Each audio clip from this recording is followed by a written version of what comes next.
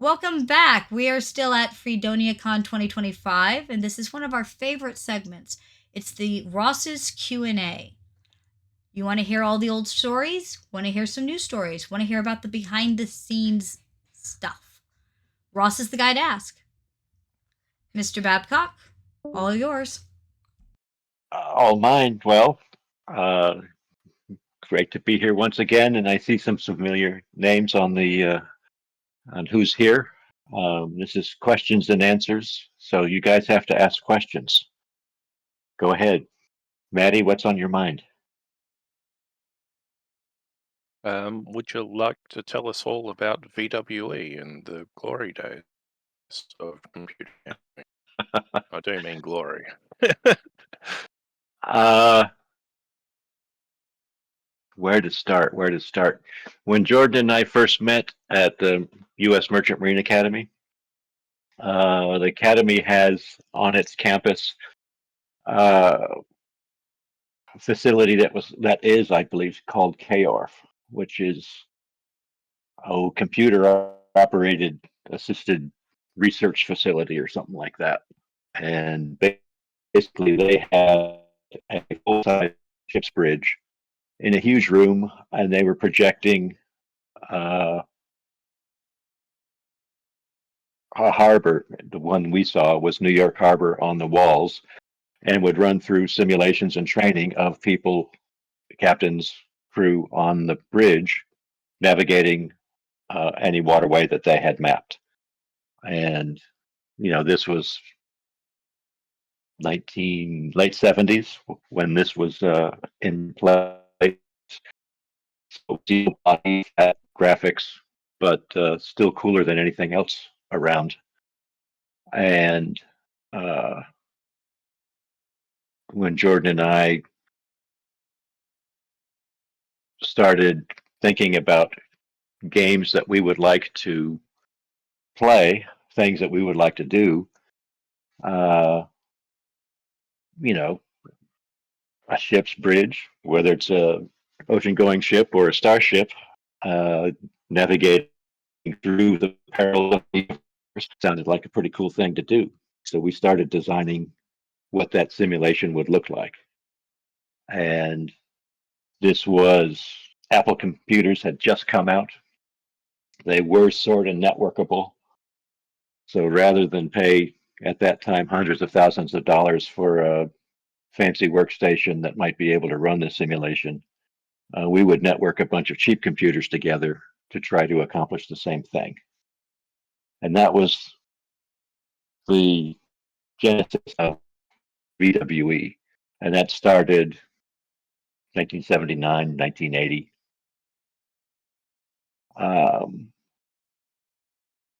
And of course, we didn't have any money to accomplish such a thing. So FASA started, and through the 80s became pretty successful. And uh, by the late 80s, we made the decision to give our multiplayer computer simulation a concept and started funding it. And by 1990, 1991, the first Battletech Center had opened. We were able to do that between cash flow from FASA, a little bit of outside investment, and got the doors open. From, let's hook up a bunch of Apple computers together to try and make this work, to opening the doors, we instead managed to create our own graphics computer to do what we wanted to do, which is basically store all the images for what you would see on the screen in memory and put them together as needed on the fly. So we needed a lot of graphics memory and as much brain power as we could afford to make it happen. And we didn't need AI because you were going to be playing other people. And that's what the initial product was. Um,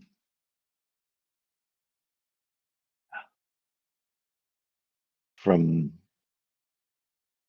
from that point, we really two things. One, what we were putting up on our screen at the beginning was at least comparable to what low-end desktop games were doing at the time. But the acceleration of capability of home machines was just beginning at that point, early 90s. So we were looking around for ways to improve our graphics. The cockpit system pretty much stayed the same. All of our controls, the screens that we had in the cockpit and that sort of thing were more or less set at that point. But the computer inside running the whole thing started to change. Another factor was our main screen was run by our fancy graphics computer. Our secondary screen was run initially by an Amiga 500. As time went on, Amiga 500s were no longer being made, so we had to find a replacement for that screen. We ended up using a fancy high-end graphics card called a Division card. It was made in the UK, but it was basically just a way to store a whole bunch of graphics that was available on call, so that the image on the screen could be put together, on the fly. All the graphics not generated in real time, but being stored and being recalled in real time. And that's as far as we got before, the Disney investment came in 82, 83, I think. VWE was around until 95, 96, when it all got swept back in, or at least the program group got all swept back into FASA Interactive. And all the cockpits that were out in the world, which there probably were about 200 plus made, ended up in places like Dave & Buster's and other entertainment places that had more to offer than just the cockpits. Our VWE centers were just cockpits and snacks and drinks and snacks, and those in the long run proved that they couldn't support themselves. But the cockpits were a big draw in a place that had lots of other things to do as well as the cockpits. So that's the 5-minute history of VWE, with lots of things left out. No doubt. Thank you. I really have been very fuzzy on that entire aspect of things, because I never would have seen one of these pods in life. I've been seeing photos and rumors. That's pretty cool, actually. Well, the cool thing is that when VWE shut down, there were folks who wanted to keep them going, and when places like Dave & Buster's decided they didn't want cockpits anymore, there are two serious, maybe one or two other folks who have bought them up, who have spent the money to convert the BattleTech software and the Red Planet software to modern desktop PCs, which are, magnitudes more powerful than what we were dealing with in the 90s. And they're running games that are the same, and that look better. So you can go to a place in Kalamazoo, Michigan, and go to a guy who has 10 cockpits, and he runs open houses regularly for anybody that's in the neighborhood. I think there's another guy in Texas that has the same kind of setup. Cool. Uh, I'm glad they're still around. and well, they haven't been there for a while. COVID kind of put uh, A damper on everything. yes. You imagine being have to go in and wipe down the whole interior surface of the cockpit between each play. They show up at major game conventions, um, and are available for use. I'm not sure if they'll be at this Gen Con or not, but uh, we shall see. So then my question to you becomes, supposing you had a unlimited funding stream, would you do it again today with today hardware?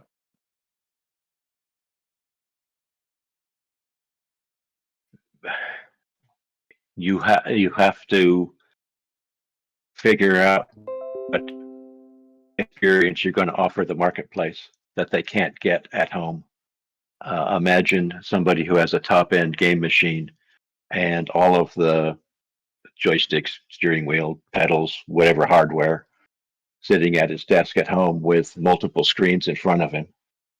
What can we offer that that guy doesn't get? And he's playing against people wherever in the world they are. Um, what would we be able to offer that was better than that? I don't know. Maybe it's story driven. Our original plan was to have a multiplayer crewed spaceship that was going around and interacting in the outside world. Um, Captain, pilot, gunner, navigator, that kind of thing. Um, that's pretty sophisticated gameplay. I don't know what I don't. That's the question. I don't know the answer. Um,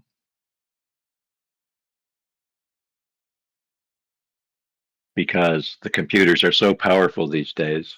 Uh, you really have to dig deep to figure out what you could offer that couldn't be done by a home machine these days. That's very fair. And the other problem about the longevity of our BattleTech centers was uh, it was great. It was a novel thing. Nobody had ever been able to do that kind of thing before. Massively multiplayer online games were just beginning to start to happen. But here you were playing against other folks in real time, having a place to hang out and to have a good time doing it. The problem is that the fanatics, the real fans of it, would very quickly master the game, and it at the point where the experts could beat anybody and make playing against a newcomer just coming in would be difficult for that newcomer to have a good experience because the experienced players would dominate the game. Um, Granted, these guys spent a lot of money at a center, but it wasn't as much as a center needed to succeed. So they sort of became elitist clubs, and that wasn't good for the overall business. That every video Uh, game has, unfortunately. yep.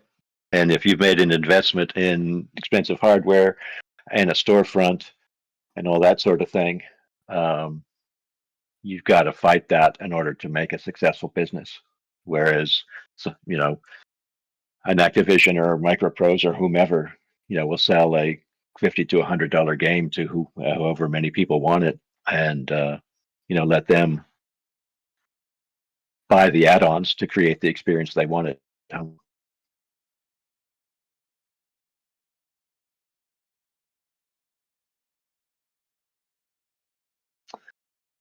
Alrighty, what's next? Quick reminder, if you're shy and don't want your voice on, you can always type it and either he'll read it or I'll read it to him. I had a question though. I don't know if you've Yes. told this story. How did you and Jordan meet?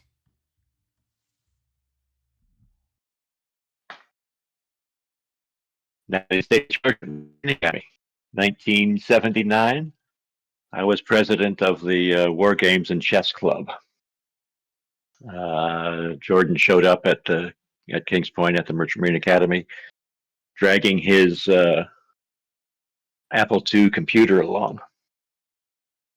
At Kings Point. Wait. Did you have your little computer too?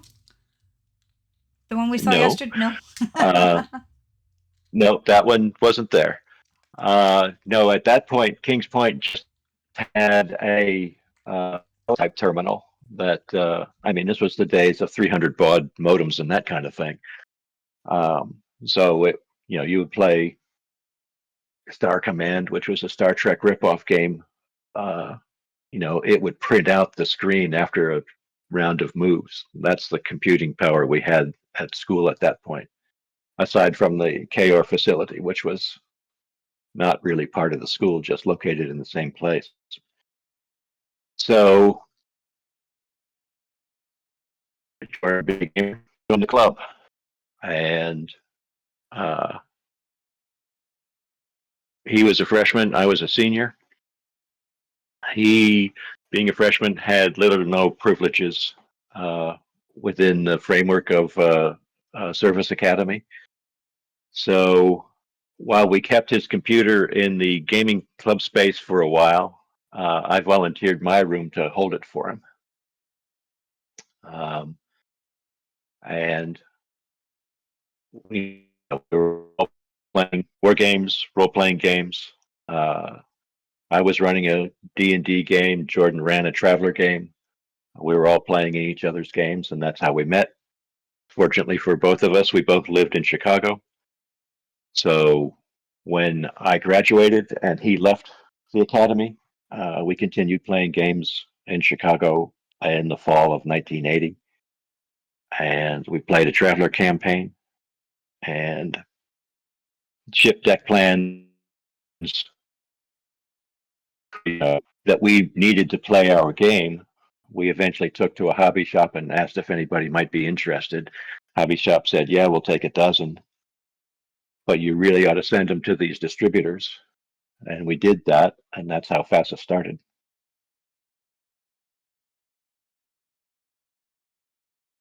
So it's basically bro love at first sight. Say again? It was basically bro love at first sight. Well, when you find somebody else who plays games and lives nearby, it's a thing. Out here in the middle of nowhere, trust me, it's a thing. The biggest issues all of us have is finding folks to play games with. Could that have happened in today's era? We might have met and played games together, but could we have started companies together? That's a question. Well, Kickstarter has made it really easy to get that first product out the door, getting noticed and getting your Kickstarter campaign funded, and then knowing what to do afterwards, along with 1,000 other people who have done just the exact same thing as you. That's really tough. I don't know whether it's possible today, and we'll only find out as time goes on and we see people who succeed, and those who just have one Kickstarter product and are never heard from again.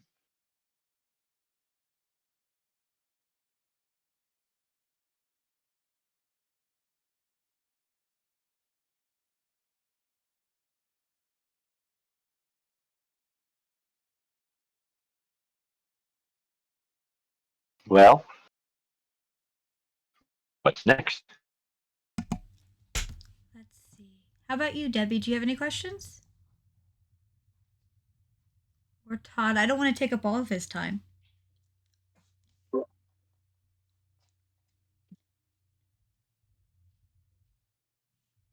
Right, and we don't want to steal Todd's thunder by showing off things that I've got lying around here until they Well, yeah. Etherstream chat. I was wondering how Shadowrun got started.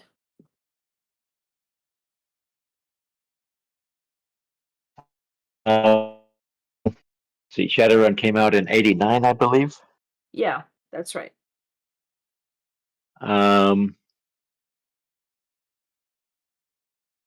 By '87, BattleTech was very successful, and we were churning out product for BattleTech.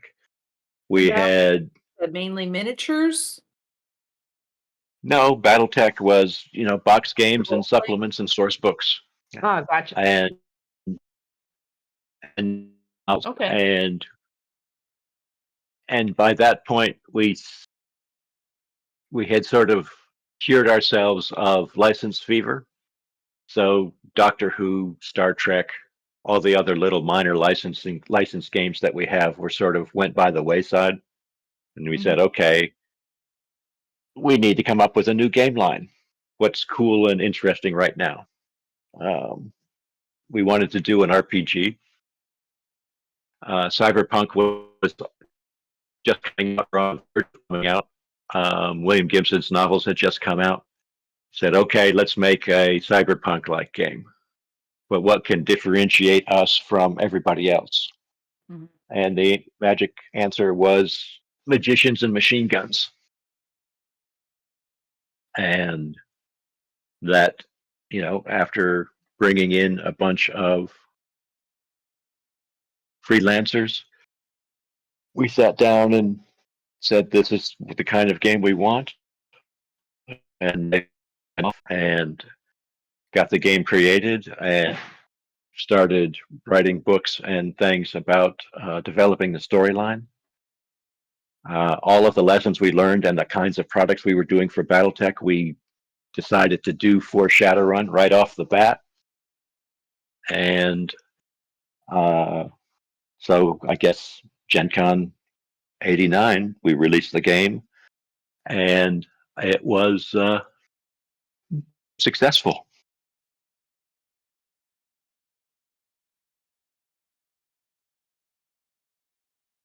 And then we decided, it became a thing. Every 2 years, we wanted to release a new game line. And that's what generated Renegade Legion and Earth Dawn and so on. Yeah, Earth Dawn is related to Shadowrun. Well, so aside from machine guns and missions, the other key thing was the cycle of magic. Mm-hmm. And we know Shadowrun takes place right at crossing the threshold of what is and isn't possible magic-wise. So when it came time for, after Renegade Legion, we said, okay, let's do a fantasy role-playing game. We've got very successful Shadowrun. Let's tie them together and look at the period of high magic preceding Shadowrun, and that became Earth Dawn.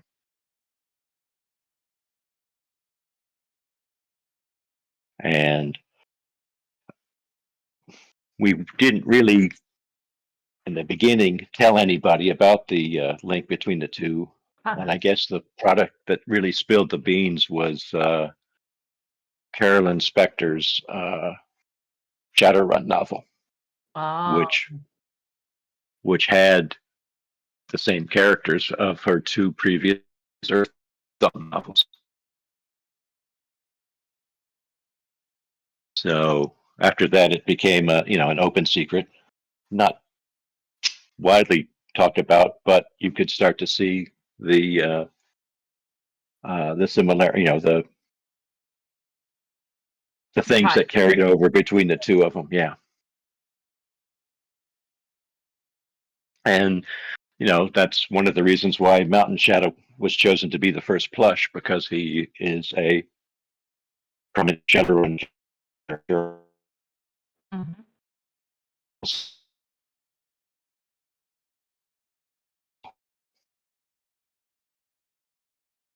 So one of the key successes to Shadowrun, aside from uh,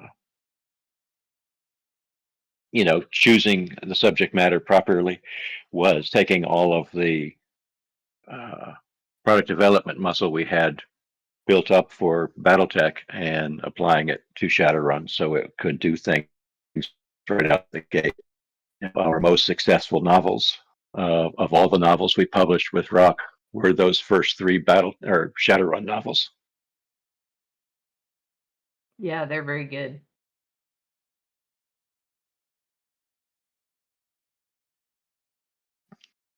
And if you look at the people who wrote for BattleTech and who wrote for Shadowrun, the best ones have all gone on to successful careers writing either their own fiction or writing companies.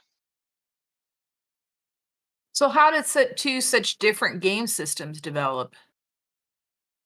I'm thinking of the dice are totally different.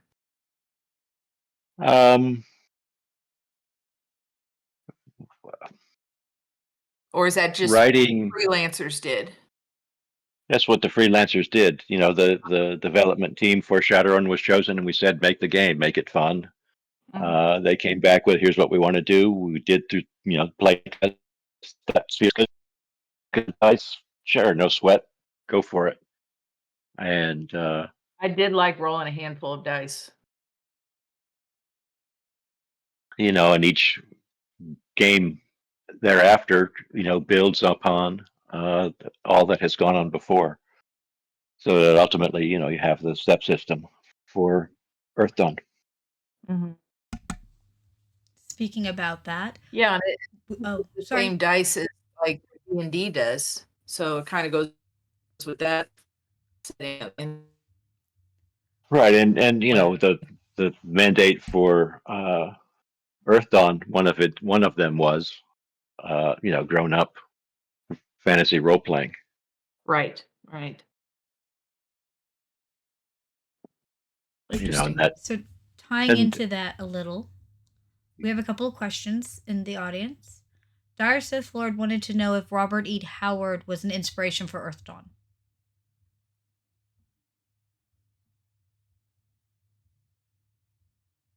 Not that I recall, but you probably have to ask Chris Kubasik, Greg Gordon, that kind of question. A lot of the early art, because we were basing things off the Mayan calendar or Central Mesoamerican influenced. So I think that was more the inspiration rather than Howard's works.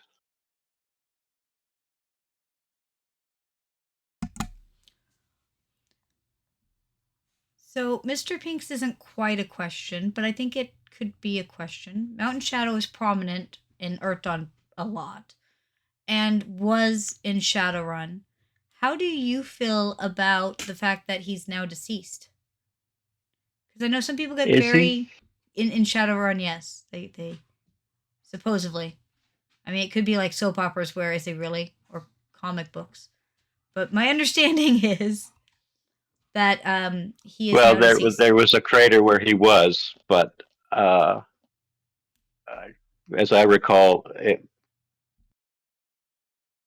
was somewhat ambiguous.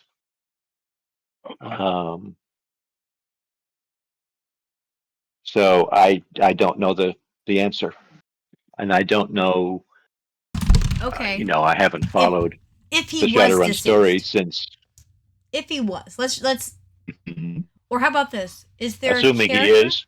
If there's a character in Earth Dawn, 1879, we'll leave it with our lines, that you would really hate to see something happen to, who would it be?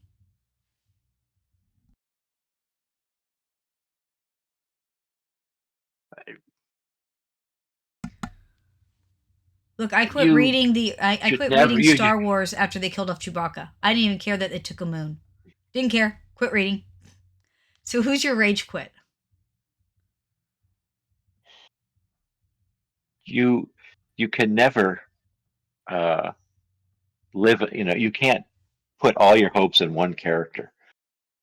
BattleTech has shown, because the story, and Earthdawn 2 is starting to tell a story that spans years, decades. Did Natasha Kerensky meet a fitting end in BattleTech? I would say no, but Yes. Apparently, opinions vary. Exactly. Old warriors want to die in the saddle. They don't want to die in bed, alone, decrepit, decaying. So I don't know that I ever put all my eggs in one character. My conflict within the company, there's always actions on how we think the story should go. I was always believed in unification, and once something joined, it would be strong enough not to be broken apart. But sometimes that doesn't make the best story. So uh, the other faction, the ones who say, well, we always have to have conflict between all of the sides, and consolidation gets boring after a while. In those statements, you can see the ebb and flow of some of the grand story of BattleTech. You can perhaps see some of that in Earthdawn, in any of our game lines that have gone on for a long time. You have ebb and flow of any given faction, and no faction is all good, no faction is all bad. It's all, it just depends on the story. And we, as we sitting behind the scenes, can say, well, we'd like the story to do this, and then it's up to the writers, and even the fans, to help us figure out how we get from here to there. So I don't have an answer for your question. Which character would I not want to see go away?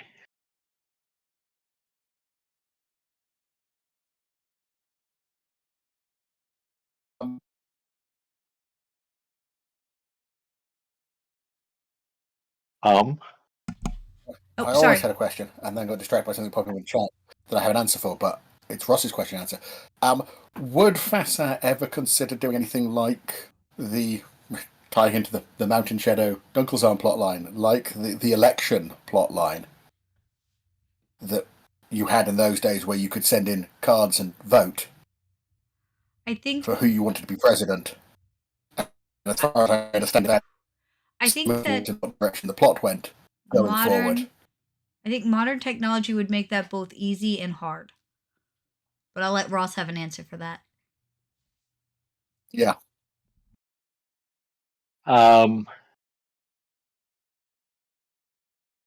Sure, it sounds great in theory. As Andy is alluding, in practice, do you allow one vote, and do you allow people to vote as many as you want, and do you allow the few dozen most fanatical fans to really push it the way they want it to go? Or do we, as the company, maintain control and are looking at not the current product and not the next product, but the product 5 years from now that we want to be able to do? Also, I have a great answer that I think you'll like, Ross. People who want to help shape need to help us become writers and editors. And then you get a lot of saying and help shaping. Yeah, I've already done that. Very well said. See? And it worked really well for you, Joel. And I can't believe you asked that question, Joel. I can't believe you asked it. It was just a thought, as a writer and contributor and such, that, just checking what I can do. It's actually would you like to have some fans decide the fate of, say, Victoria? I'd be interested. I think I have to find the right event just more of the thought as something they did because we were discussing the unfortunate death or not of President Dunkelzahn. It just struck me as a thing, and So It would be, but it'd be much easier to answer if we had several thousand folks who would be willing to vote instead of the several hundred that we probably have. I think the one voting slip per book, because in those days you could just buy hard copy books, probably helped with logistics and stop people. I guess I'm also saying this because I'm also finishing off a big 1879 plot book while doing this and not being distracted by this, by talking to people. So the ideas of how you determine big plot events has been strongly in my mind, I guess, and just for both BattleTech and Shadowrun. Yes, as a fan rather than as a writer, I must admit. So. Right, for both BattleTech and Shadowrun, it either happened every year or every other year. Again, in Milwaukee, which is just 90 miles north of Chicago, we would invite our key writers to come down to Chicago after Gen Con, and we would spend 2-3 days hashing out what we wanted to have happen next. I wish we could do that. Okay, we do have a question. Dire Sithler says he's hoping to see more interconnection between Earthdawn and 1879. Any hope of that coming? Yes. There you go. My answer is also yes. They let me write the 2 lines. Well, Joel, as acting as a writer for both, gives the game away, shall we say? So yes, but it's a good question, and I would like to see more of that too. If you go through the 1879 books, because they're the ones I've got to do more writing on, my Earthdawn writing is fairly new.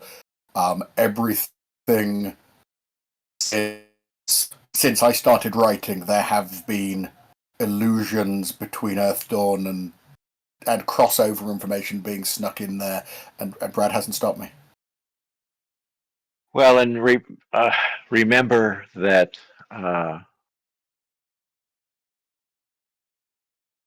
that 1879 is very rapidly approaching critical points for all sorts of things. And yes. And one of the things I get to do from my position is, I wrote Brad a note saying, I would love to see a fictional 1879 treaty that says, we're a bunch of scientists, and it's obvious that this portal opening has caused things to change and things start happening. Let's measure it. And my premise to Brad, the 1879 developer, was that, okay, we figured out how to measure what's happening. And we can measure the flow of whatever it is, mana, magic, through the portal. And we can measure its effect on London and surrounding areas and the Earth. But if you take that away, and now that you measure it, it already existed, and it was already slowly increasing. And if you follow that rate of increase, you get to this date in 2020 where these things would be happening anyway without the portal's existence. And go from there. And I know Brad has a graph that he shows us when we join the writing team. He has diagrams. I understand. So it was just a gentle nudge to Brad to say, we know what's coming. Make sure that 1879 product reflects that.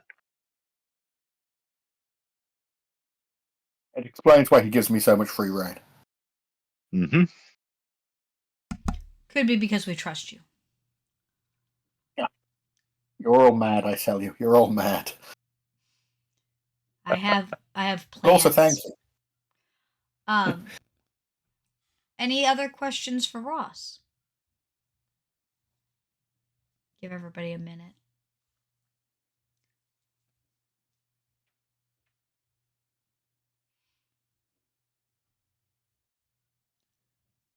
While they're thinking, I am looking forward to second edition for 1879. I think Brad's got some brilliant ideas for that.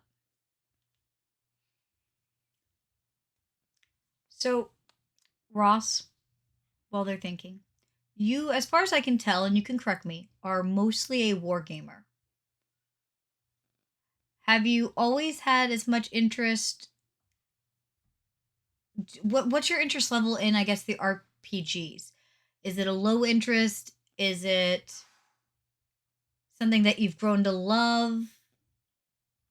Because you still feel a lot like a Well, wargamer. the problem with when push comes to shove, you can play a war game against yourself. To play an RPG, you need a bunch of people. As we started out at the beginning, finding a bunch of people to play regularly is. Um, so I played D&D both as a player and as a game master. Played Traveler both as a player and as a game master. Participated in playtest sessions of all of the FASA RPGs. But with a limited amount of time, I gravitate towards war games, miniature games. I'll greatly enjoy the fiction of RPG games, especially living fictions that we try to present. And like it or not, for me as a wargamer, RPG games sell better than war games do.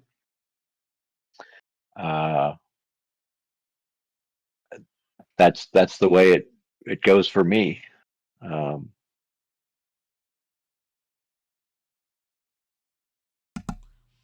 I would like to see you playing in an Earthdawn or an 1879 game that we live cast, similar to like what we're doing with Brad and Joel and Chris. Mm. I think I'd people quite would like to really run a like game that. for Ross, actually. I mean, it would do something like monthly, so that you played a bit more. I think people would really like it. Dire Sith Lord has a question. Though. Well, oh, go ahead. Is that a yes? I heard yes. yeah, no. You, as you're striving for online content, never-ending quest for more to put out there for folks to enjoy. We would love to have novels in works. Because finding people to write them and to be able to afford the people that can actually finish a novel decently. Whatever happened with the Rusty Zimmerman ones? Rusty ran into some They personal keep- life issues, and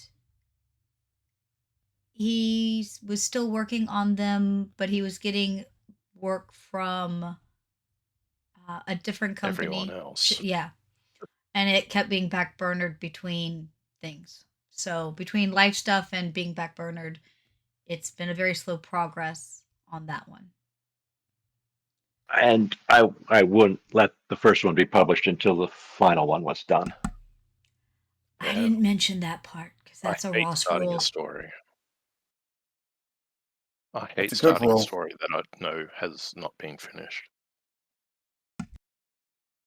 Yeah, no, just the timing of it all. I know that there are, we have written 3 or 2 Crimson Skies trilogies novels. Only the first one in each trilogy appeared in English. The second 2 in each trilogy got lost in the ether when we stopped operations. I believe they were published in German, but not in English. So I don't want to see that kind of thing happen. Ich spreche Deutsch. No. Nicht. Really, that is, I've read all 6 novels, but I don't know if we have the text for the second 4 Even if anywhere in existence today. Even if we had the text, could we print them? Do we have the rights? Technically, no. Technically, no. That's what I was going to say. Crimson Skies rights are held by what is essentially a intellectual property holding company that I believe is owned by Michael Eisner, and they have the rights to hundreds upon hundreds of intellectual properties, and sometimes don't even know that they have those rights. But when asked, will say no, they're not for sale, or no, it would cost us too much to actually figure out what we have and don't have. And that's the story of Crimson Skies. That's kind of sad. Yep. How about this one? Of not Battletech, not Shadowrun. What would be the one intellectual property, if you could magically make it happen, that we would have back?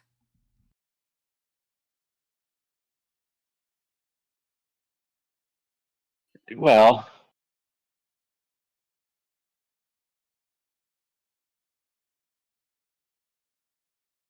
I guess the most obvious answer is Star Trek. All right. That is the, you know, the,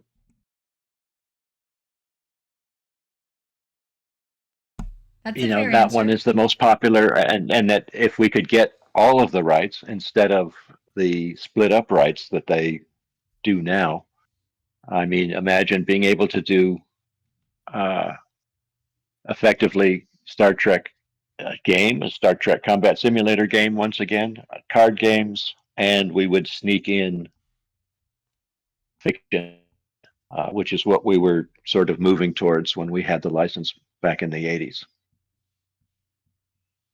Um, that seems to me to and miniatures and that sort of thing. And there's no way we would ever get a license like that because Paramount simply wouldn't do it. They've realized the gravy train they have and will just sell a license, one for each of the Star Trek properties, and then for just one aspect of that property.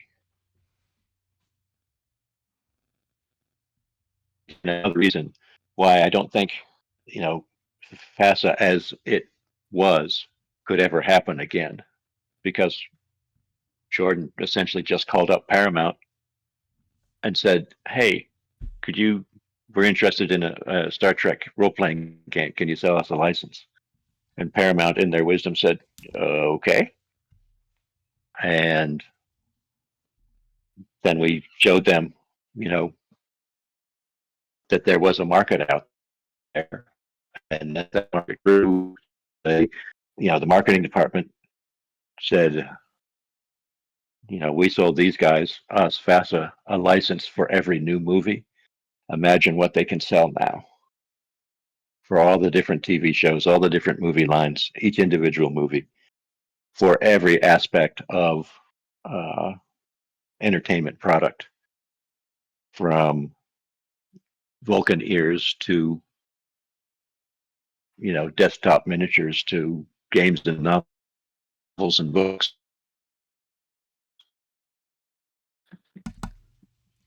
So I guess you answered the question, Star Trek or Star Wars. You're a Trekkie. We never had Star Wars. We never Yes. had Star Wars. Are you telling me you're not a Trekkie? You sound like a Trekkie. I can be both, can I? Yes, but which is your favorite? Everybody has a favorite.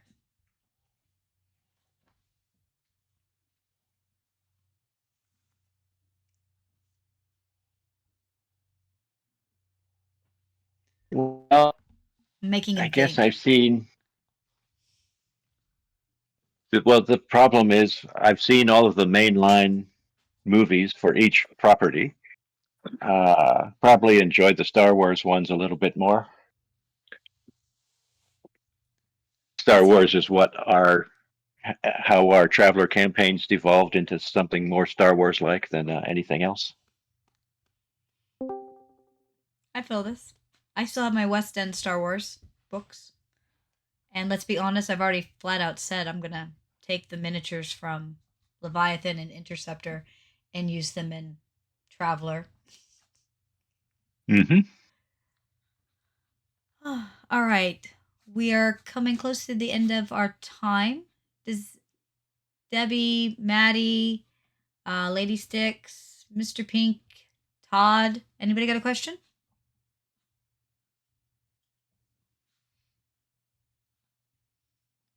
Nothing without stealing Todd's thunder. Oh no, don't steal Todd's thunder. He'll kill us. I have thunder? I was going to say he acts all mild and sweet, but like, his teeth.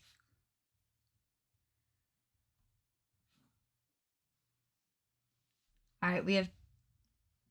How about this, Ross? If you could get any intellectual property, whether it used to be a fossil one or not, what intellectual property would you want? Oh, And not as a money now thing. it's any intellectual property. It is. And not as a money thing per se, but just something that you would always just wanted to have.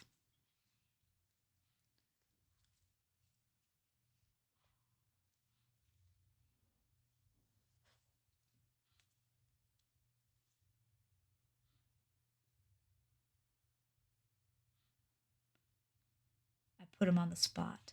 Mwahahaha.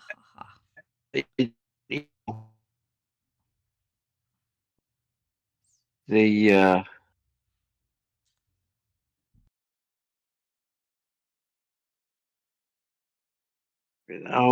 it probably be Lord of the Rings. That's the Sorry, try again. You broke up. Lord of the Rings Oh, Tolkien stuff. all right. That's a good choice. Just because you enjoyed it so much? Yep. Oh. And Todd, to answer your question, the 5-year term has to lapse. Then they get an additional 3 years after that before it's abandoned. Ah, what a scam. I looked into it, so So we just have to wait 3 that's years. how I know the answer. We can be patient. We're old. We're used to it. With that, if there's no other questions, I think we should say goodbye and thank you to Ross. Thank you all. Thank you, Ross.